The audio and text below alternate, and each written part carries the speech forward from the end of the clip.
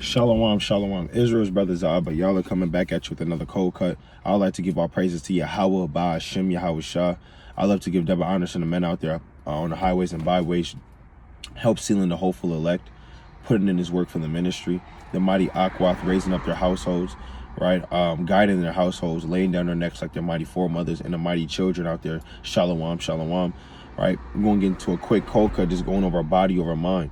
Because in these last days, you can't highly regard your flesh.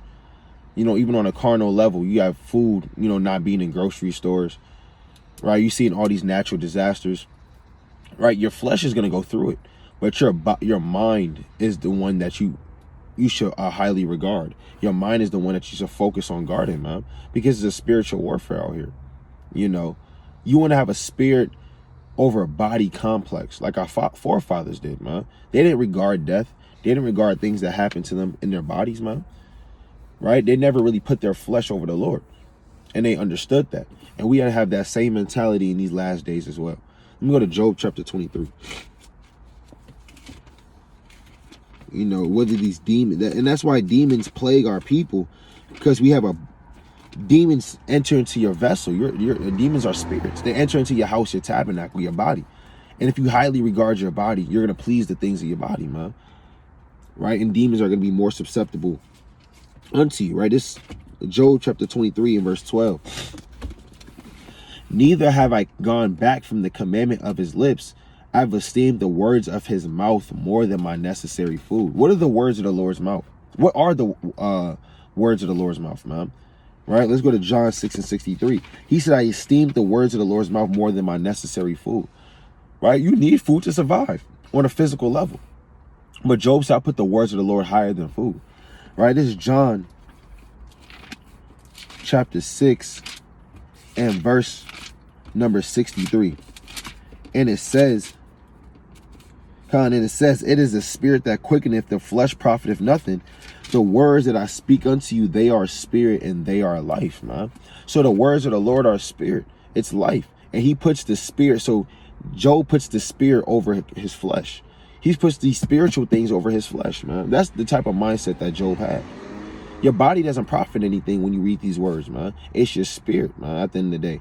Like our mighty forefathers, they put their spirit and regarded their spirit on a higher level than their flesh. Let me go to 2 Ezra 13.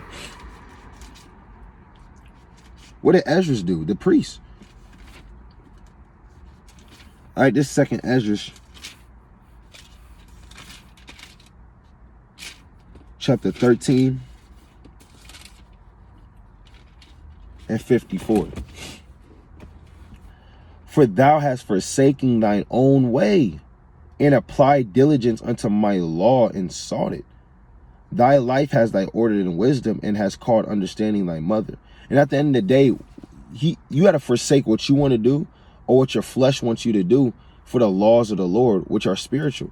Right? Hey, the laws of the Lord are spiritual. So if you forsake your own way, put the law first and put the Most High first, that's having that same mindset as our forefathers. You go to Romans chapter 7, verse 14. Right? Because that's what Ezra did, man. He forsook his own way and went after the law of the Lord and sought it, man. But all he's doing is going after spiritual things at the end of the day. There's Romans chapter 7 and verse 14. For we know that the law is spiritual, but I am carnal, sown under the sin. So him going after the law and starting after the law, just like Job, he's putting the spirit over his flesh. Right? Let me go to Romans chapter 8, right, verse 5. For they that are after the flesh do mind the things of the flesh. So if you're after your body, if you're carnally minded, you're going to seek on how to please your flesh. Then these demons, when they hop on you, they're going to impact you much more because your mind is already focused on the flesh. Right? And it says, but they that are after the spirit, the things of the spirit. For to be carnally minded is death, but to be spiritually minded is life and peace, man.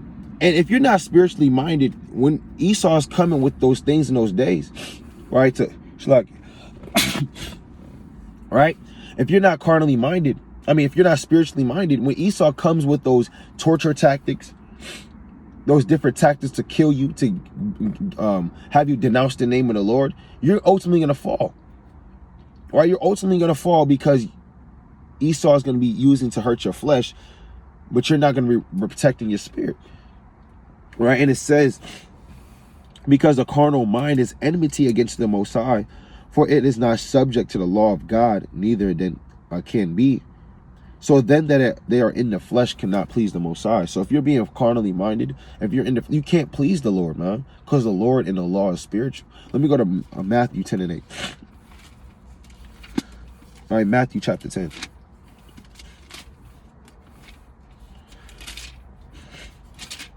You got to put your body over your mind in these last days.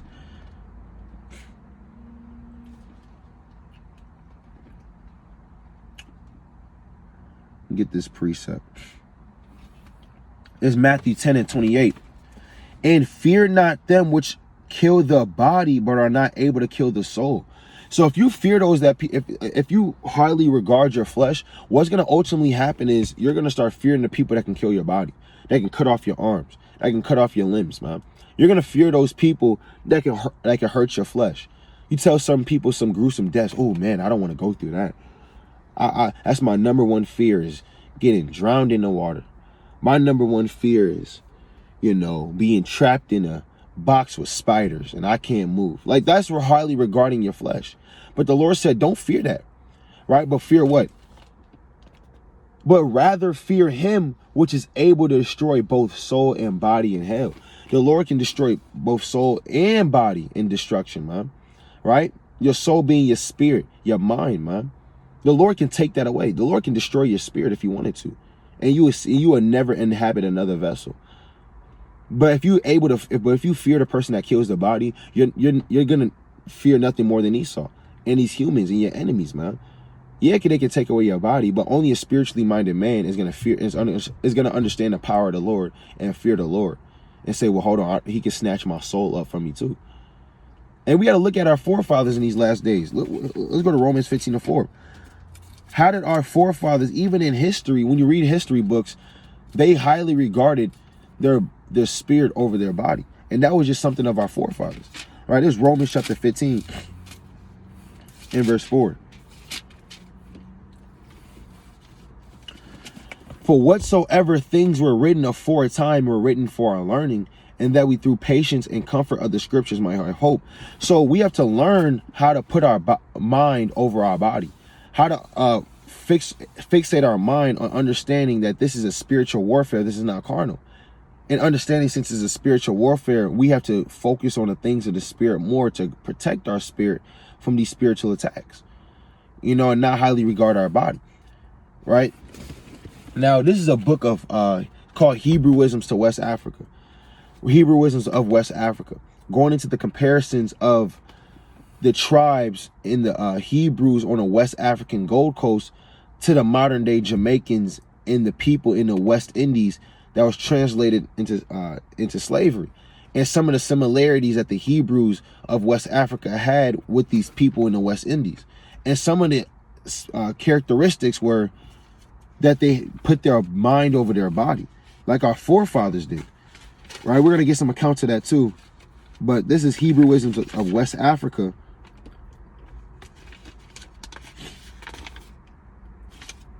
This is Hebrewisms of West Africa, written by Joseph J. Williams, page 8. Right? So this was a man. Well, this is going into the Coromantun tribe of the Gold Coast, right? Being compared, of course, to the Jamaicans that's in that island in that day, and some of the comparisons of the Hebrews had in the west coast of Africa when it came into mind over body. I'm gonna read this, and it says, the circumstances which distinguish the Coromantun or Gold Coast Negroes from all others are firmness both of body and mind, of ferociousness of disposition, both withal activity, courage, and a stubbornness of what an ancient Roman would have deemed an elevation of soul, which prompts them to enterprises of difficulty and danger and enables them to meet death in its most horrible shape with fortitude and indifference. They sometimes take to labor with promptitude and alacrity and have constitutions well adapted for it. Promptitude means encourage, and alacrity means cheerful and readiness. So this certain group of individuals in Jamaica, They had an elevation of soul or mind over body, which has them meet death in its most raw and severe form. What other group of people met death in its raw and severe form other than our forefathers, the Hebrews, when they faced death for the name of the Lord, man? Right? Let's get the book of 2 Maccabees. There's a lot of martyrs for the Lord that happened, man. Matter of fact, let's go to Revelation chapter 2 and 14. Antipas, who was burnt alive by a brazen bull. Right? This the book of Revelations, chapter 2. And let's start at verse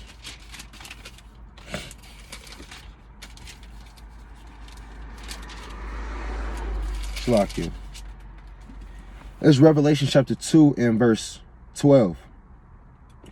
And the angel of the church in Pergamos write, these things saith he, which have the sharp sword with two edges.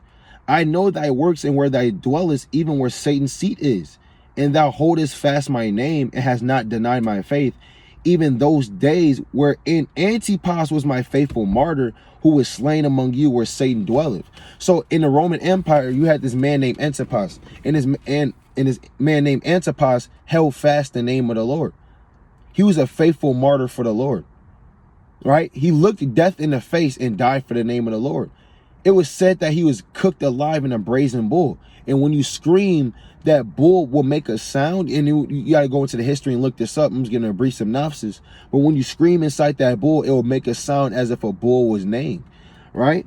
And this man went out like that, cooked alive in a brazen bull, Antipas, right, for the name of the Lord, right? Let's go to the book of 2 Maccabees, the 6th chapter. Right, this is the book of 2 Maccabees, chapter 6, and let's start at verse. Let's start at verse 6, verse 10. Let's start at verse 9. And whoso would not conform themselves to the manner of the Gentiles should be put to death, then might a man have seen the present misery. So in context with this chapter, right, you had the king Antiochus setting up different things in our temples, abominations, idolatries, and even wanted us to conform to the manner of the Gentiles. But our forefathers, and if you didn't, you would be put to death. So let's see what our forefathers did. Verse 10, for there were two women brought who had circumcised their children, whom when they had openly led around about the city, the babes hanging at their breasts, they cast them down headlong from the wall. So they tortured our women by taking out the newborns and casting them off a cliff and wrapping their umbilical cord around their neck and made them walk with it, man. Right? And after, in verse 11, others that had run together into caves nearby to keep the Sabbath day secretly. So our forefathers looked death in the face and still decided to keep the commandments. They still had a mind over a body. They said, I'm going to keep the law, and I don't care if I have to be. They did it secretly. They had to keep the Sabbath day secretly. And what happened? Being discovered to Philip, were all burnt together because they made a conscience. Your conscience is your mind. They made a decision in their mind to help themselves for the honor of the most sacred day, and they were burnt alive for it. That was the mindset of our fathers. I'd rather get burnt alive keeping my customs and traditions and my culture than to live another day and conform to the manner of the Gentiles. Let's jump down to verse 18. Eleazar, one of the principal scribes and aged men and of a well-favored countenance, was constrained to open his mouth and eat swine's flesh. So you had this man, Eleazar. He was an older man, well known, and he was forced to eat pig, man. Let's see if he willingly ate it, right? And it says, verse 19, but he choosing to rather die gloriously than to live stained with such an abomination, spit it forth, and came of his own accord to the torment. He made a conscience to actually say, I'm going to choose death rather than live another day in his kingdom. He did it on his own accord. I mean, he willingly did it, right? And as it behooved them to come that are resolute to stand out against such things as are not lawful for love of life to be tasted. But they that had the charge of the wicked feast for the old acquaintance, they had with the man taking him aside, but saw him to bring flesh of his own provision, such as lawful for him to use, and make it as if he did eat of the flesh taken from the sacrifice commanded by the king. So they had an old acquaintance with him, meaning they could kind of talk to him on a certain level. They said they put it, you know how Esau does it. They put your hand on your shoulder. They said, look, buddy, right? Just, eat the flesh. You can bring your own flesh. You can eat like goat, right? You can bring some goat. You can bring some venison, some chicken. Just make it act like you ate the pork for the people, right? But hold on. What did this man do?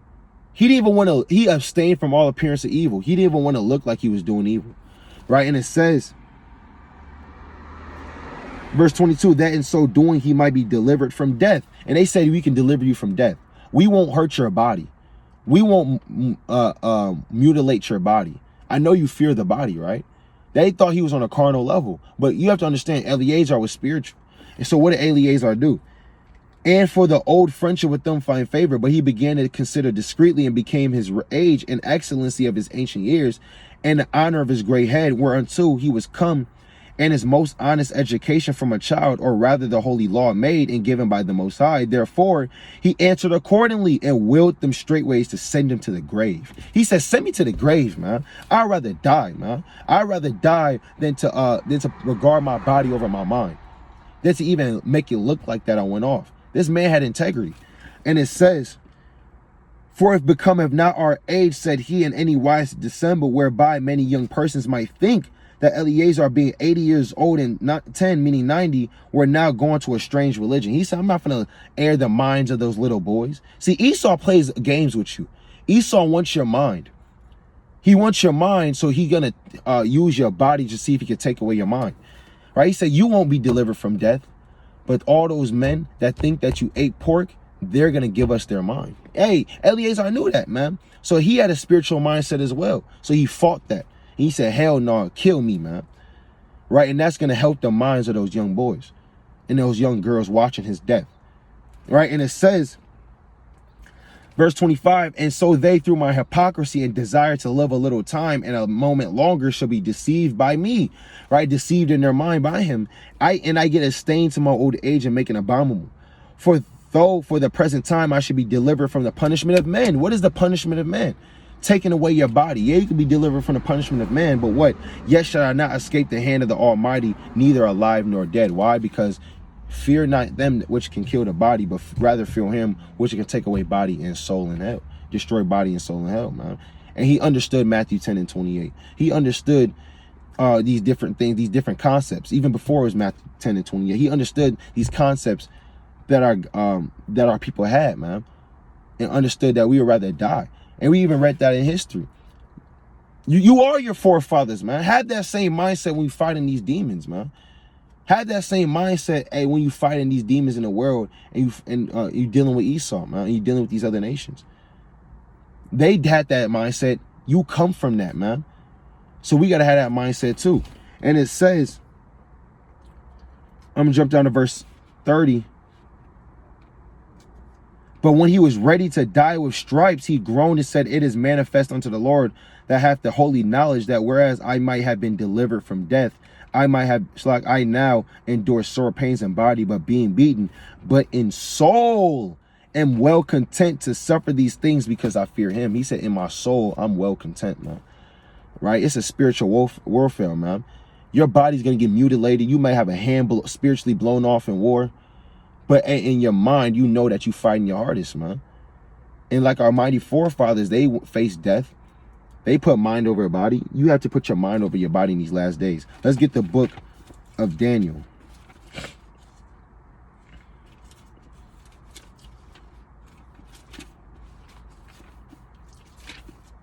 This is the book of Daniel,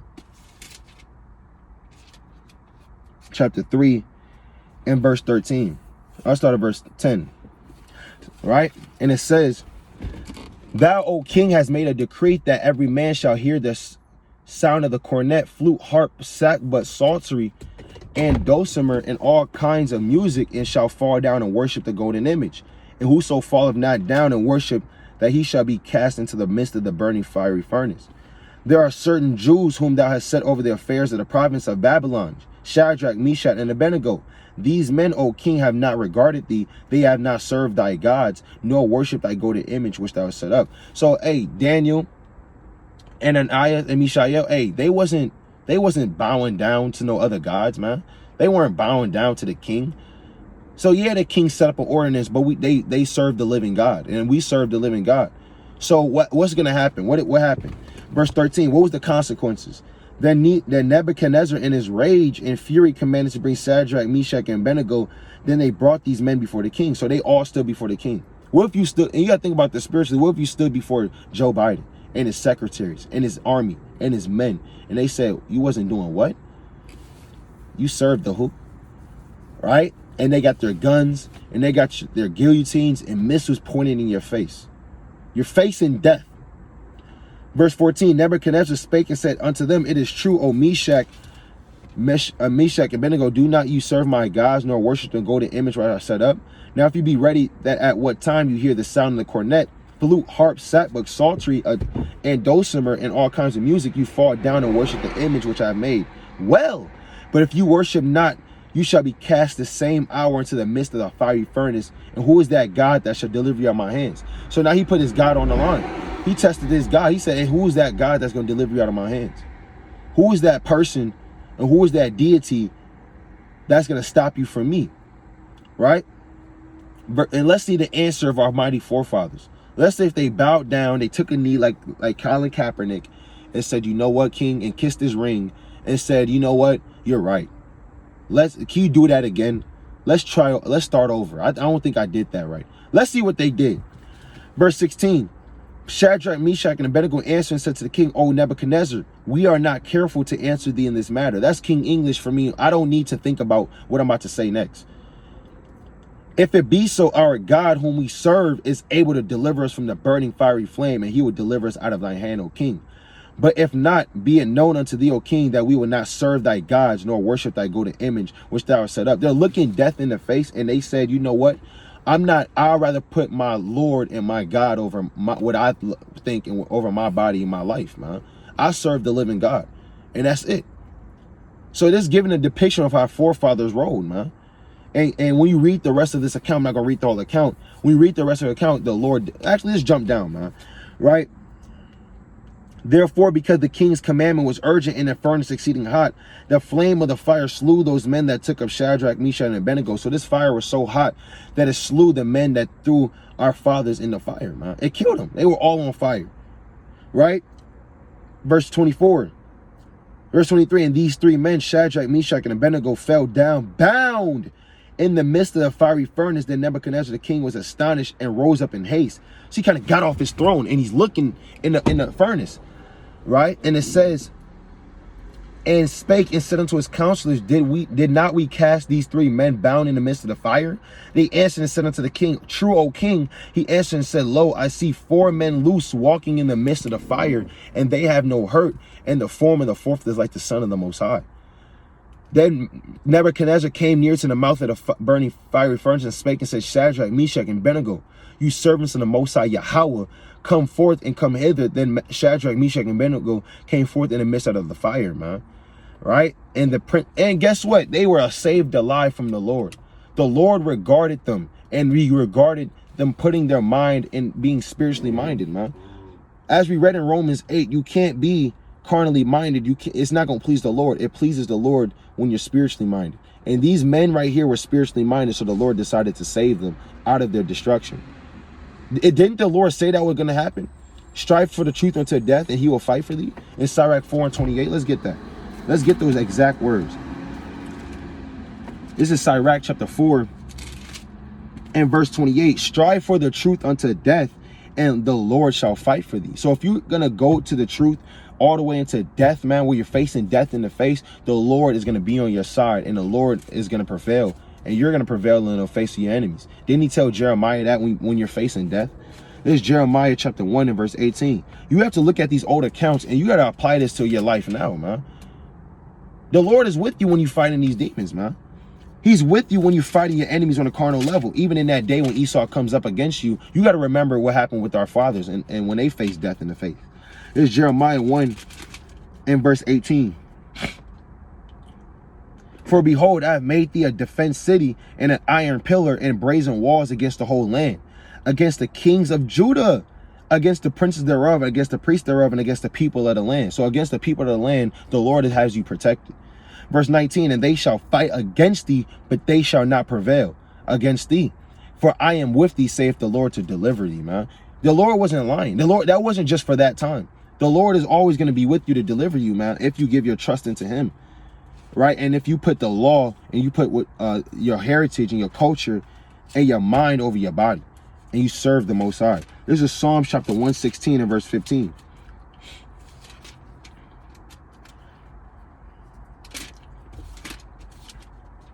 And it says, precious in the sight of the Lord is the death of his saints, right? Precious in the sight of the Lord is the death of the Lord's saints, man. And you only going to be able to take death if you're really spiritually rooted in this thing, man. If you're fighting that spiritual, if you're a martyr in an army, even in Esau's physical, in his physical army, if you die for Esau and his army, you get like a purple medal. It's always called like a purple heart, man. If you get a purple heart, that's like the highest esteemed medal in Esau's army. If you die for the Lord, you earn the Lord's respect, man. And you earn the love of the Lord, and the Lord's gonna fight for you at the end of the day. And so much he'll resurrect you into the day of into the kingdom, man. Right? Let's get another example of our forefather, and of course the Hebrew wisdoms of West Africa. Our forefathers facing death in the face, man, and fighting unto the death. This Hebrew wisdoms of West Africa, right? This is a mighty Benjamite, man. You know, I'm gonna bring out what he did manfully, and he died manfully. Right? It's page 10. Gruesome reprisals. So it goes into the gruesome deaths that our fathers took in Jamaica during the slavery, and with the Hebrews of West Africa, how they faced and deemed death. Right? And as we read how our forefathers looked death in the face, let's get some similarities. Right? And it says the wretch that was burned was made. Shlaki, I'm gonna start at the top here. All right, Khan. Yeah, so the wretch that was burned was made to sit on the ground, and his body being chained to an iron stake. So this particular individual, he's about to be burned. His body was chained to an iron stake that he couldn't move. Right? And it says the fire was applied to his feet. He uttered no groan and saw his legs reduced to ashes with the utmost firmness and composure. So he's looking at his legs being disintegrated by the fire, but he's not even groaning, and he's looking at it with utmost composure. Right? He's sitting up. Right? And it says, after which one of his arms by some means getting loose, he snatched a brand from the fire that was consuming him and flung it into the face of the executioner. So even when he's being burnt alive, he took some of that fire and threw it back at that person that was killing him. Right? That Edomite.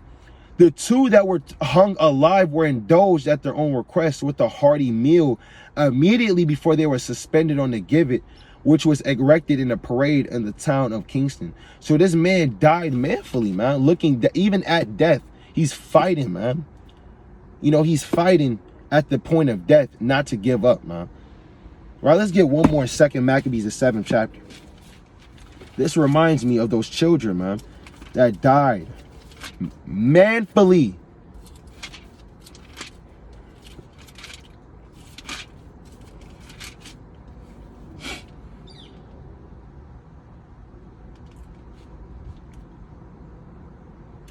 It's 2 Maccabees 7:1. And it came to pass also that 7 brethren with their mother were taken and compelled by the kings against the law to taste swine's flesh, and were tormented with scourging whips. So you have to understand, this is a mother and her 7 sons. Her sons could have been more than 14, 15, and youngest to the age probably of 2, right? And that's a range, you know, could be older, could be less, but remember, these are 7 children, man. Right? Verse 2, but one of them spake first and said thus, what wouldest thou ask or learn of us? We are ready to die rather to transgress the laws of our fathers. So their mindset was made up of they're ready to die rather than transgress the laws of God. Right? Then the king, being enraged, commanded pans and cauldrons to be made hot. Verse 4, which 4 being heated, he commanded to cut out the tongue of him that spake first. and to cut off the most utmost parts of the body, the rest of his brother and his mother looking on. So Esau thinks he can take away this man's, he thinks he's young enough where if he takes away his body, he'll probably conform to the way. No, he started cutting him up. He started cutting out his tongue. But guess what happened? Verse 5, now when he was thus maimed in all his members, he commanded him being yet alive to be brought to the fire and to be fried in the pan. And as the vapor of the pan was for a good space dispersed, they exhorted one another with their mother to die manfully, saying, thus the Lord God looketh upon us, in truth hath he comfort in us. And in Moses in his song, which witnessed to their faces, declares, saying, and he shall be comforted in his servants, man. So when the first was dead after this manner, they brought the second to make him a mocking stock. And when they had pulled off the skin of his head with his hair, they literally was spiritually minded to recognize the Lord's going to have their back in that day of death. And they took the second child and skinned off his head, like they did the Native Americans. Wilt thou eat before thou he be punished throughout every member of thy body? He said, hey, you're going to be punishing every member of your body. But then again, he didn't care who can kill the body. He feared him that can kill the body and the soul. Right? And it says, but he answered in his own language and said, La-ah. Wherefore he also received the next torment in order as the former did. So as the former person received that torment, his brother, he received a likewise torment. Let's jump down to the last brother.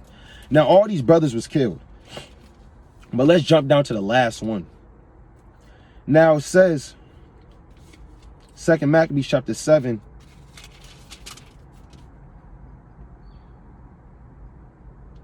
verse 37. But I, as my brethren, offer up my body and life for the laws of our fathers, beseeching the Most High that he would speedily be merciful unto our nation, and that thou by torments and plagues mayest confess that he is alone is the Most High. So this is his speech to the king before he dies, right? This is mighty right here, man. And in that in me and my brethren, the wrath of the Almighty, which is justly brought upon our nation, may cease. Then the king, being enraged, handled him worse than all the rest, and took it grievously that he was mocked, man. So this king handled the youngest brother worse than all his former brothers, man. This brother, man, he's stronger than most men. I myself wouldn't even know what I would do in this position, man.